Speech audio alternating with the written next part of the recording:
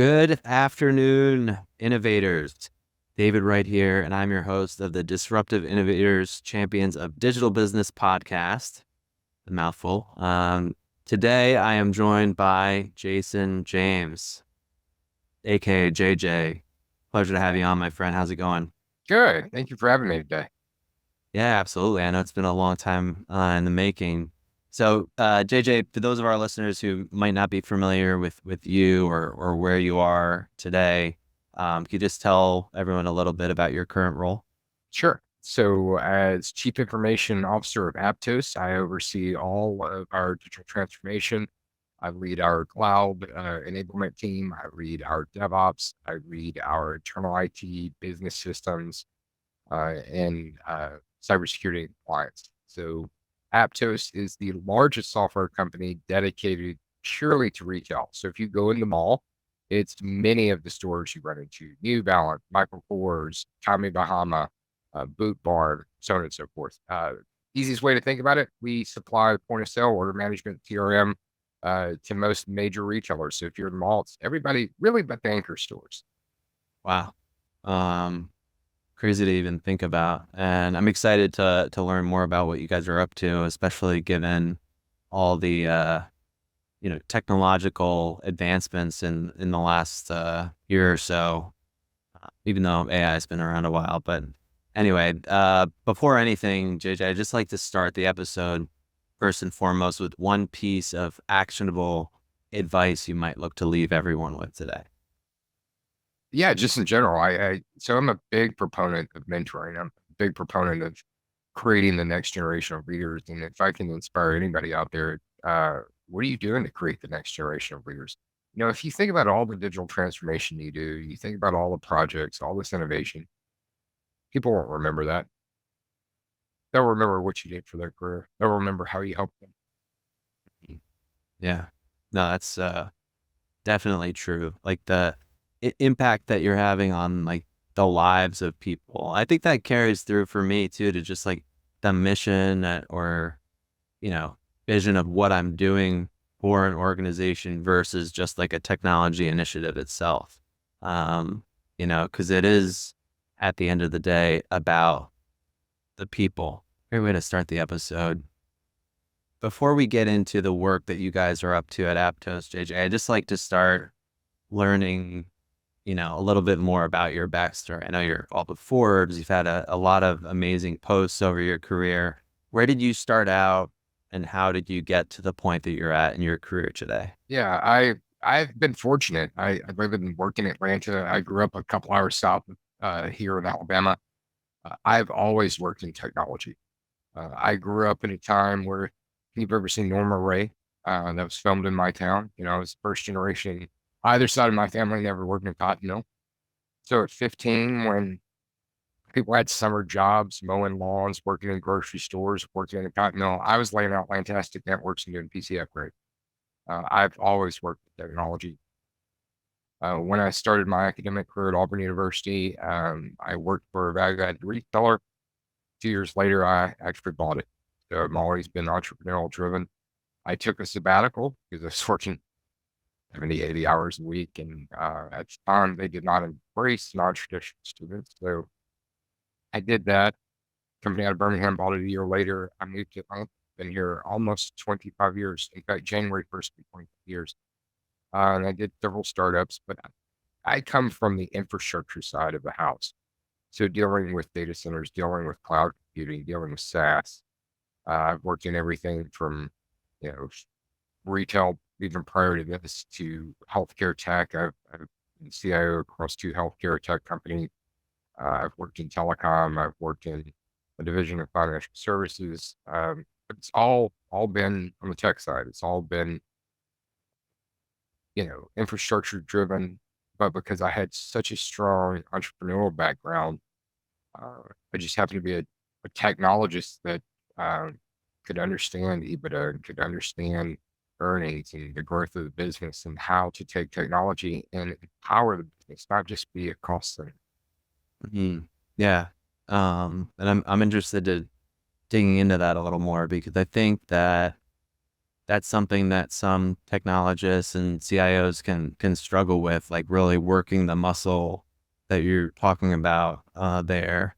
In addition to kind of from a leadership perspective, how am I connecting, mentoring, inspiring versus managing?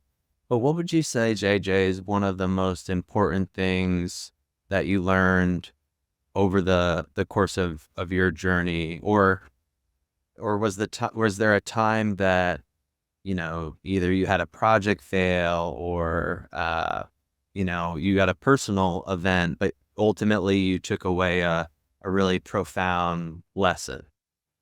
Yeah, I think that we all have project fail. It's how you handle them. Number one, when stuff starts going off the rails, you can't wait till the 11th hour to notify stakeholders or management. You have to be upfront. It's, as a leader, you don't always have to be right, but you have to be seen. And you have to be the one that's in charge, and you have to be the one that take the credit for the failure and not take credit for the success. And I think learning that, you realize that's what helps define your legacy. That's what helps define your leadership style. Is the idea is you're there to provide that air cover for your team. You're there to provide support, but you're also there to take the bullets when things happen. Be ready to do that. And again, it goes back to that whole importance of mentoring and how people will remember what you did and not necessarily the tech projects that you helped lead. Yeah. I mean, you said a lot of really valuable stuff there. The first that really sticks out to me is that communication, right? Proactive. I don't want to say over communicate because it has almost like a negative connotation, but at the same time, like one of the things I love about like Delta Airlines is that they communicate well. When things are delayed, when, like I had an incident a number of months ago where they grounded all the planes out of New York. I got an email at 2 a.m.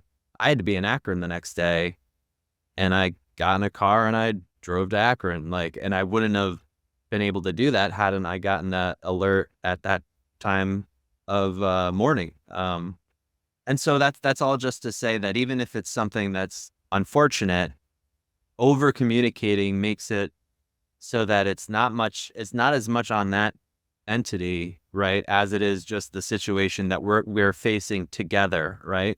I think that's the key is that you're in it together. I think one of the things that people have come to sort of have almost an understanding is things can go wrong.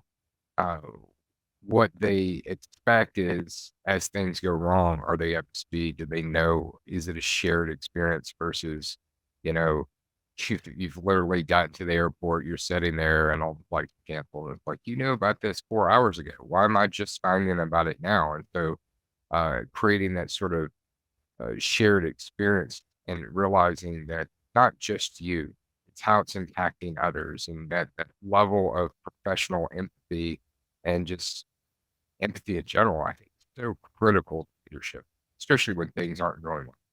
JJ, absolutely. And the second thing that makes me think of is, okay, as a leader, why am I hesitant to communicate, right? And in my experience, it's fear. I mean, it's fear based. My inability to act is either, I mean, it could be 1,000 forms of fear, but like basically fear of what's to come, fear of losing what I have.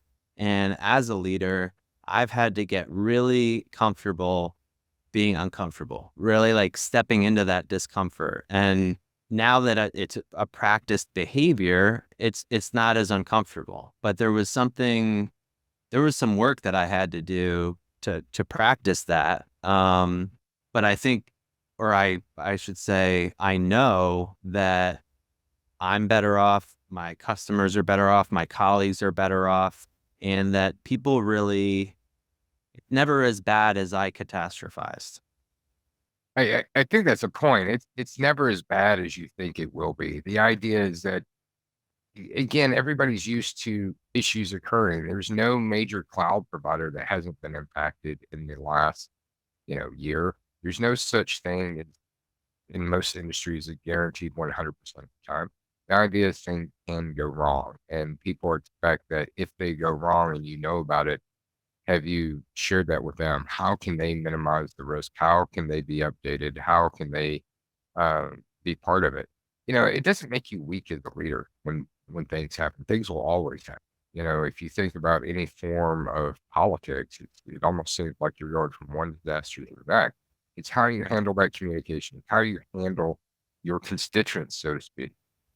Yeah. I mean, there's been guys and gals I've had on the podcast, titans of industry that have built and sold businesses and or are at the pinnacle of you know, being a technologist as CIOs at worldwide brands. Like, I mean, like yourself, but the ones that I respect the most are the ones that have been vulnerable about the fact that, like, yeah, things don't always go well.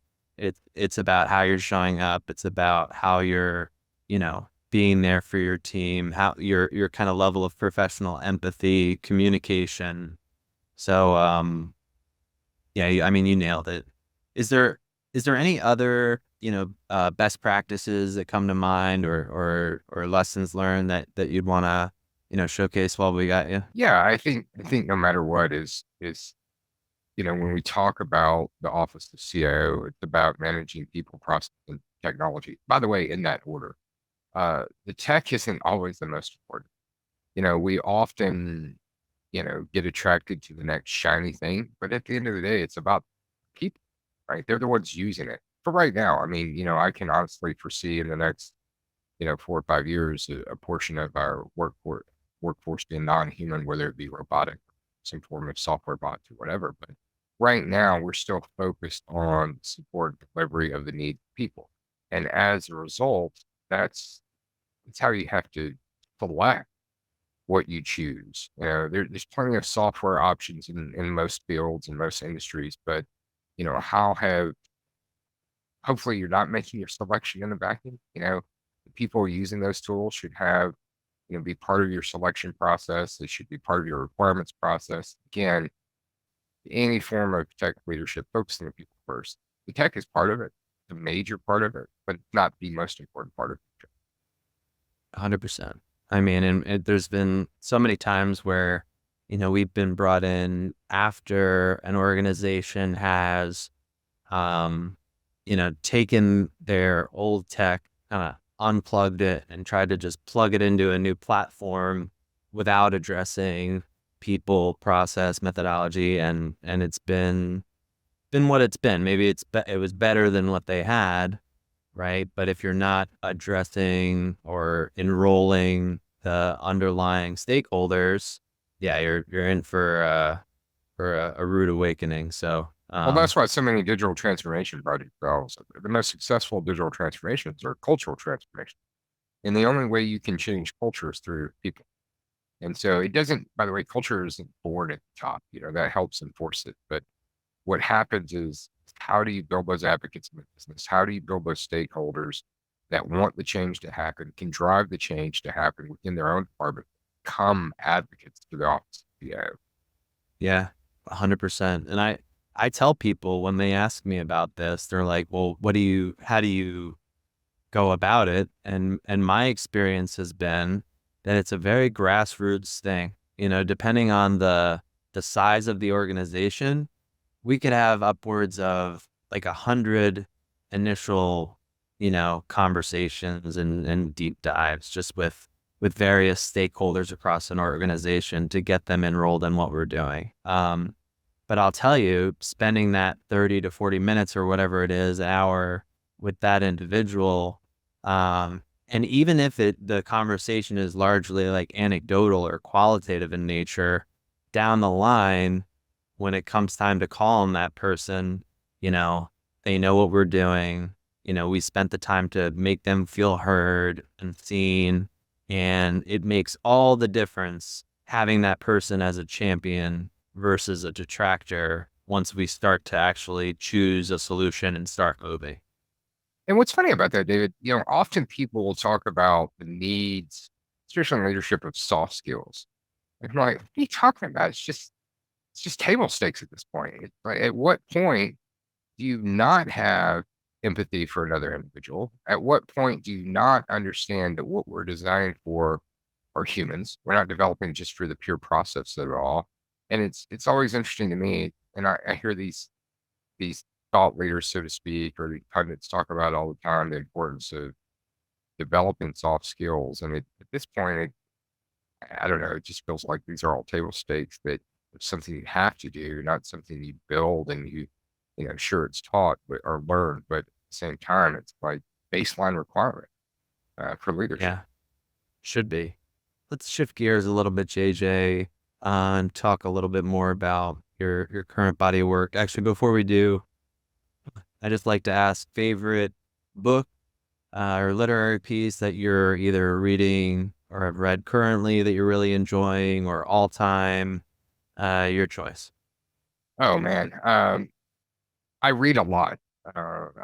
It's interesting that a lot of tech leaders talk about the importance of reading business books, and there's some I read, you know, um, but I will also go back and read literature, and I'm a big proponent of um, leaders making sure they understand the importance of storytelling and the impact of storytelling because it's how people connect, especially if you can take something very technical and break it down into the story where they learn to understand and they know the why.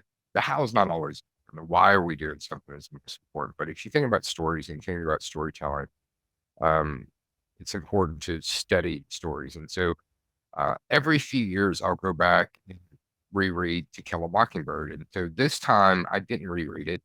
I've been listening to it on audio and it's beautifully narrated by the actress Sissy Spacek.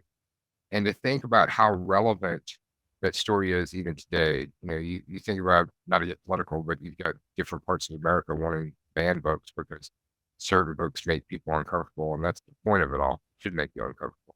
But to go back and listen to a story as being told through the eyes of a child, dealing with incredibly tumultuous political moments, being seen through the eyes of Scout, which is a girl and us being fathers of daughters, it's it was interesting listening to it this time because the last time I read it, gosh, probably been 20 years, I wasn't a father at the time.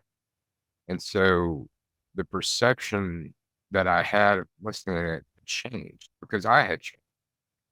And that's why it's important sometimes, regardless of what story you're drawn to go back in different moments of time and different milestones of your life and go back and listen to it and see what that story resonates and how does it impact you today? And again, that's one that's not exactly what I would call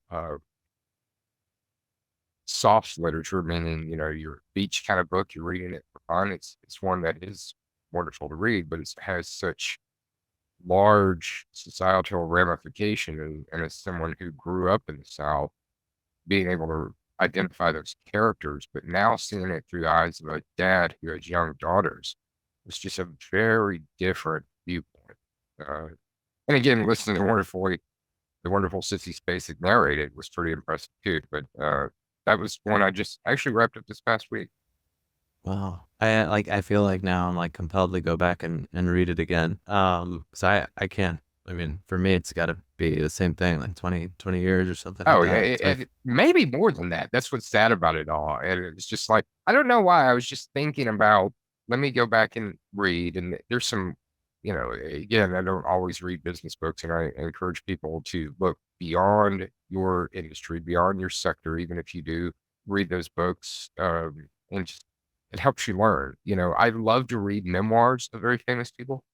One I just read recently was Rob Lowe's. And, if you think about this guy who was so large, that he'd grown up as part of the Brat Pack, but to hear these stories and hear a person who seems to just not age and to have these wonderful stories about everything from, classic Hollywood artists like Lucille Ball to he was dating at one time, I think, the Princess of Monaco. But to hear these larger than life stories is important for a leader because not only do you see that everybody has these different experiences, but to hear him tell these stories and tell them in a way that's also self-deprecating, because I think when you think about leaders today, they have to be accessible.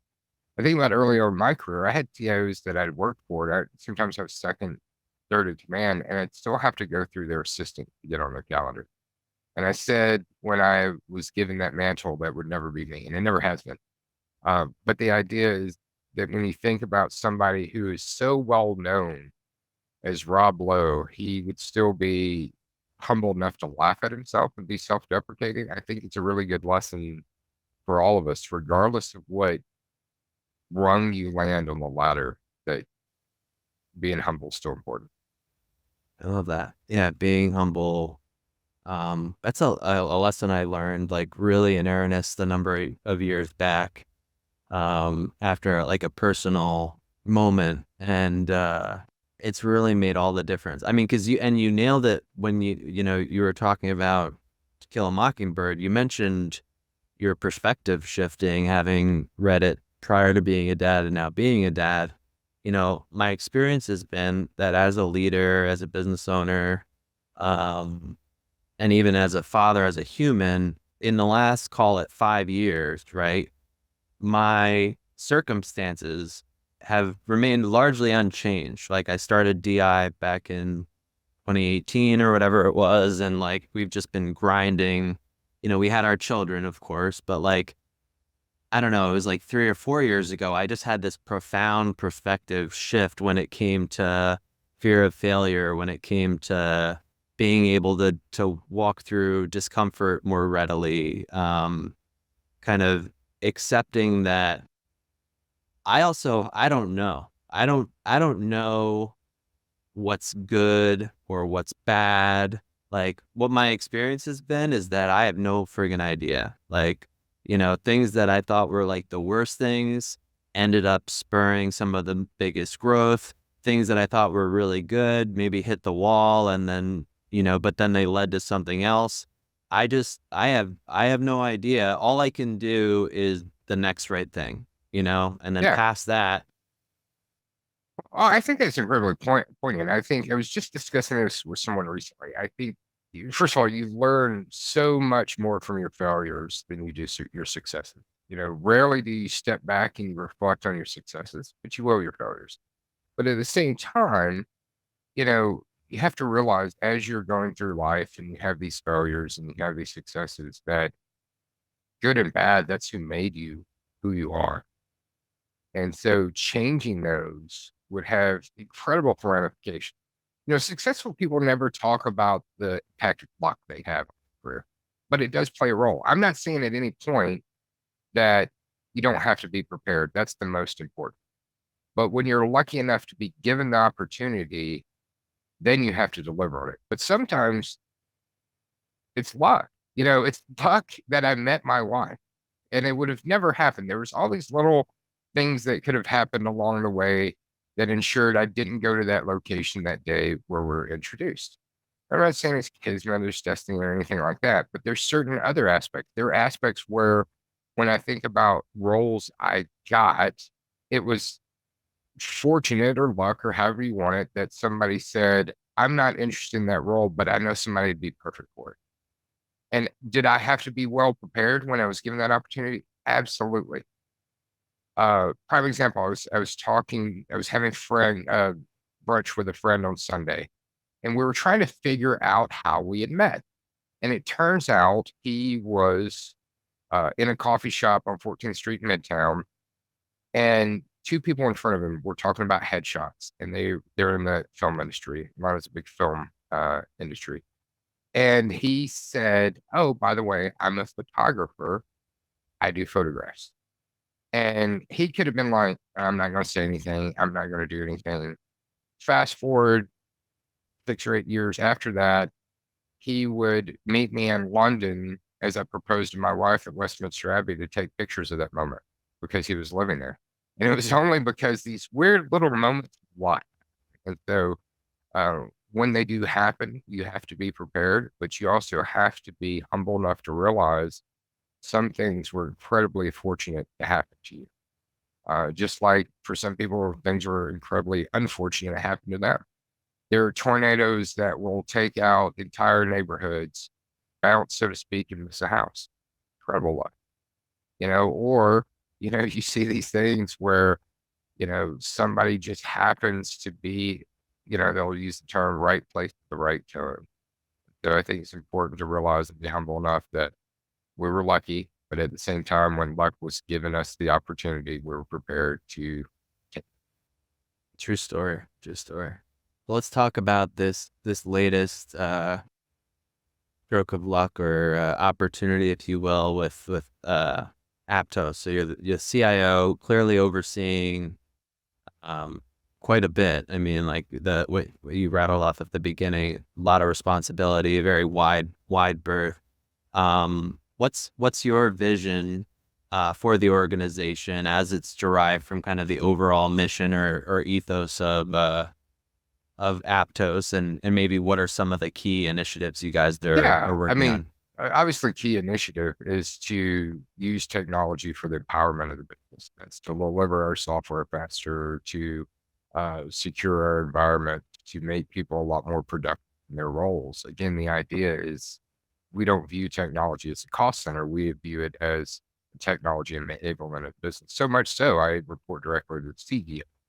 And if you think about the role of a traditional CIO versus a transformational CIO, reporting structure matters, and, it varies from industry, even in manufacturing, even the most progressive manufacturers, they still, have a different reporting structure, basically the CFO. I've never had, in fact, I've never reported to CFO. It doesn't mean I don't work very closely with other CFOs throughout my career, but when you view technology as something that is a differentiator, it really changes your investment thesis. It changes, your strategy, and as a result, your trajectory and growth as an organization. And we're a tech company. Yes, we happen to play in the retail space, and we use our technology to deliver the best experience to our customers, and at the same time, we improve our own productivity and our own profit margin. Yeah.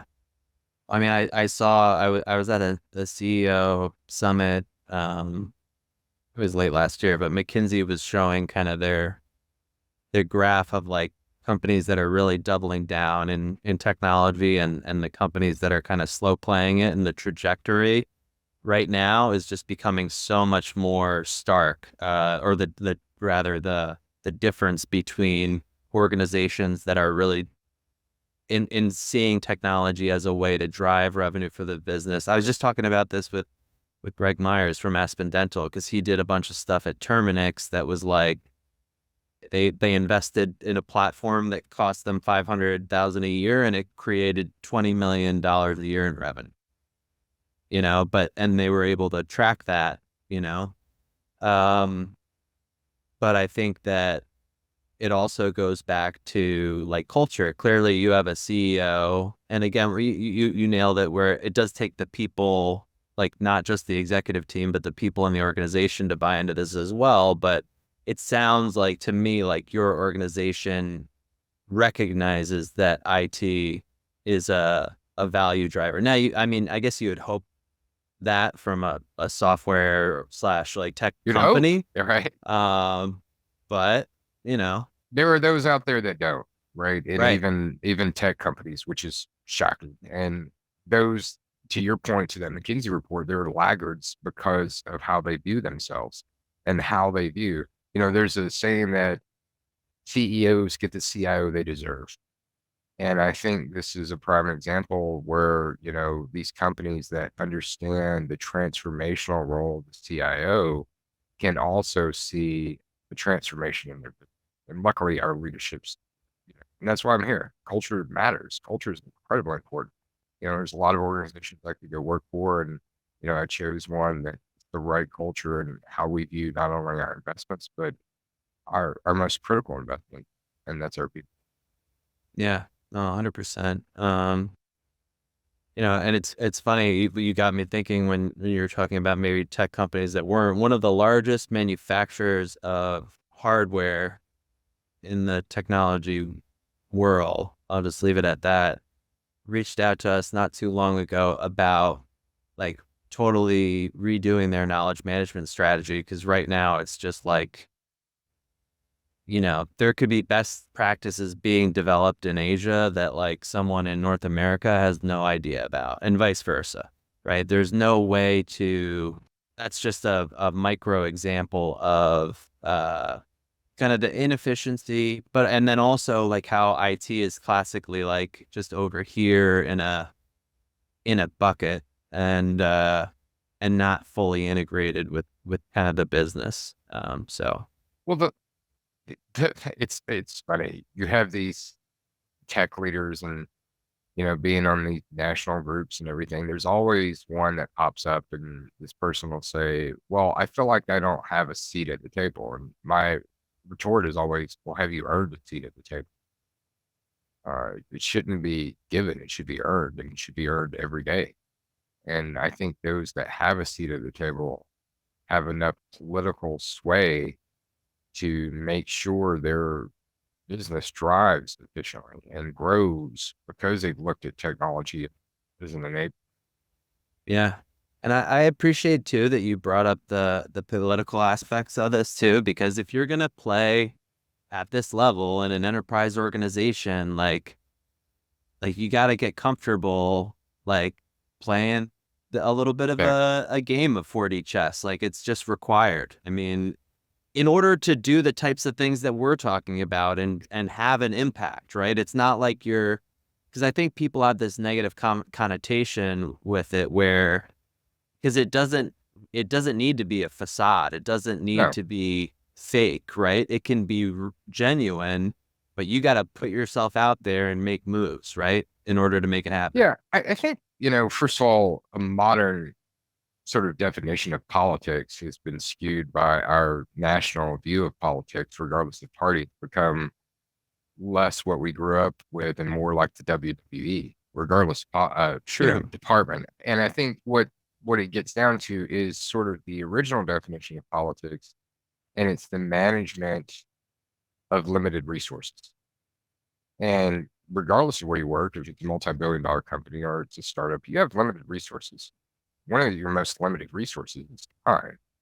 And so, how do you manage people, the hard dollar resources, the priorities to make things happen? Much like in a political sense, that means you have to be willing to bend and say, in order to get this, we're going to have to, delay this, or we're going to have to get support from this group, knowing that would possibly alienate this group. And so, in a political sense, any kind of leadership role is political. What we have to make sure is that we don't take on this sort of political definition of, who screams loudest wins.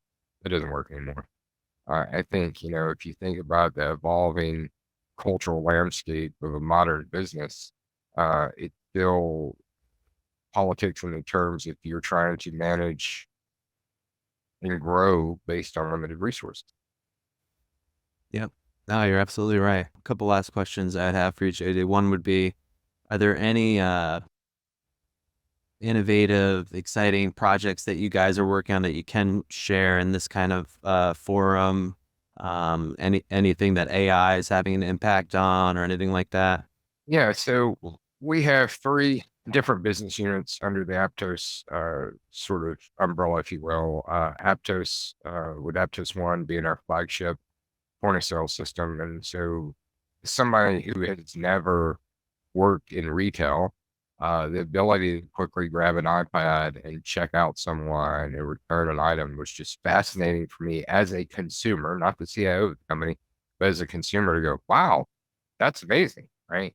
And then, one of our other solutions is Ravionic, which does pricing optimization and what we're doing in terms of artificial intelligence for pricing optimization, which is incredibly impressive. When you think about dynamic pricing, like you'd see being used at a casino on game nights, incredibly fascinating. And then Ellis Retail out of Iceland and what we're doing in terms of, point of sales from everything from, retailers and, supporting transactions at the Olympic. So it's all super exciting. And it's exciting in a way because I was literally in a retailer recently and I went to check out and I looked down, I was like, wow, that's our point of sale. And I didn't even know that was a client.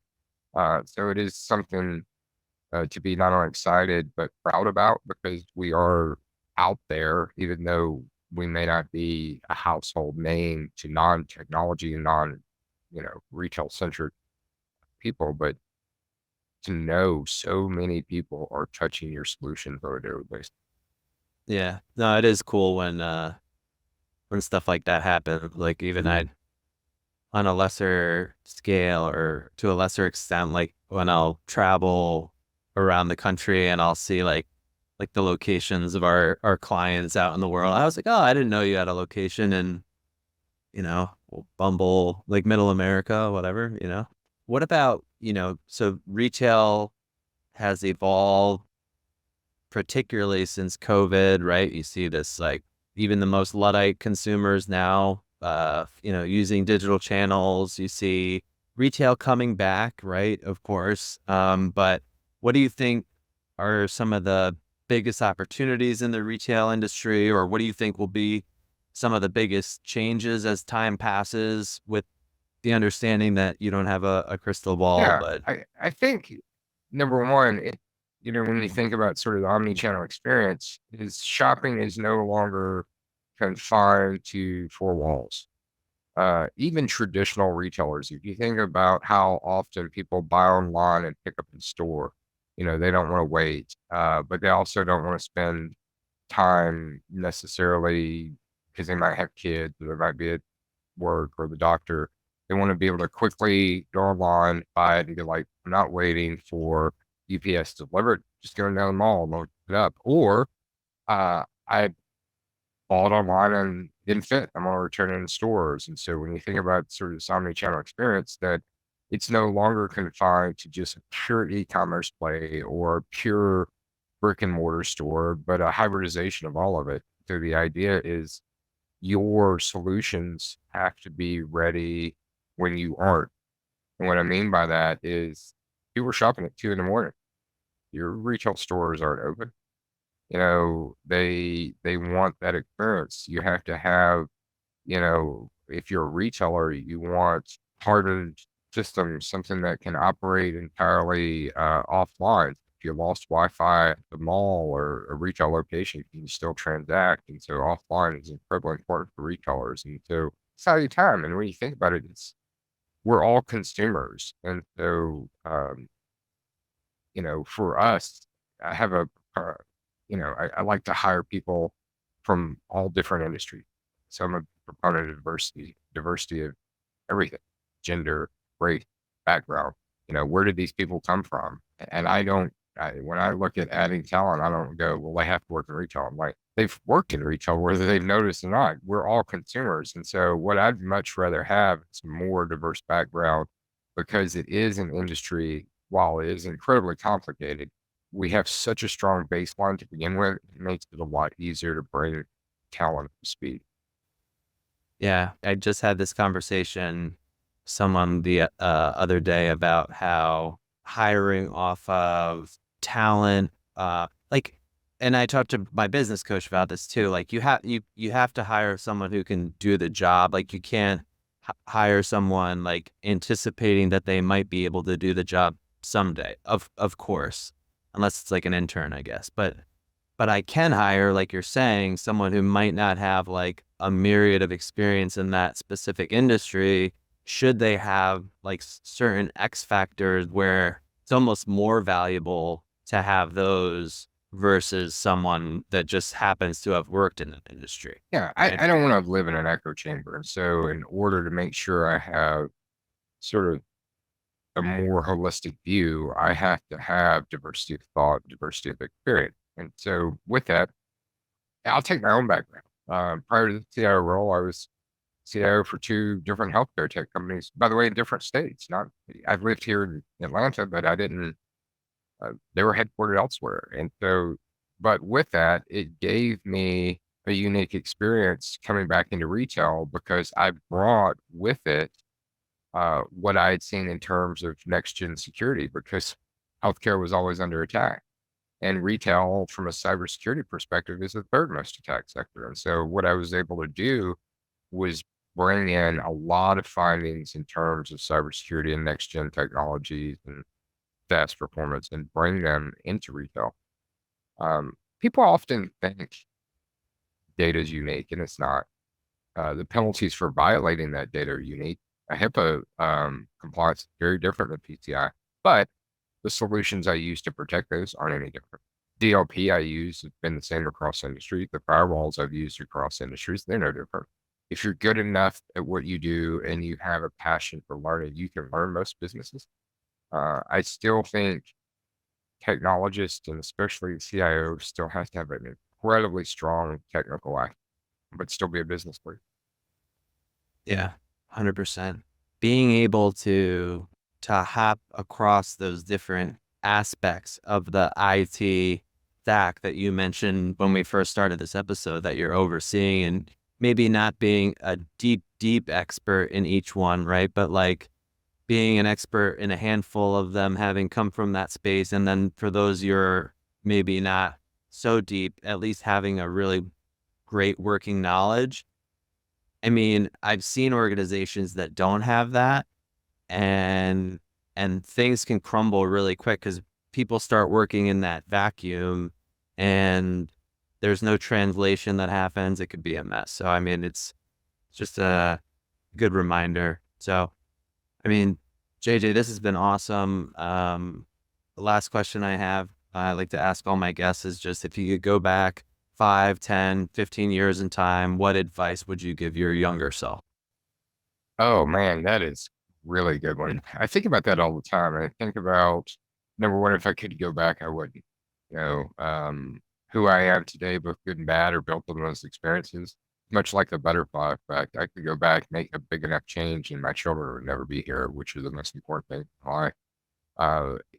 Advice for an earlier self is keep investing. And I don't mean just financially. I was very fortunate enough that I did invest early on in my career and did very well, but keep investing in everything about you. Invest in your health, invest in your education, invest in um, your ability to learn and keep learning, invest in your future. It's all part of it, right? Invest in your mental health, invest every dollar you put into yourself. And I don't mean buying sneakers. I mean, every dollar you invest in yourself is exponentially paid out, and it could be every dollar you put back in your 401k, every dollar you put back in, learning modules, every dollar you put back in going to the gym, all of it had incredible return on it, uh, because you focused on you.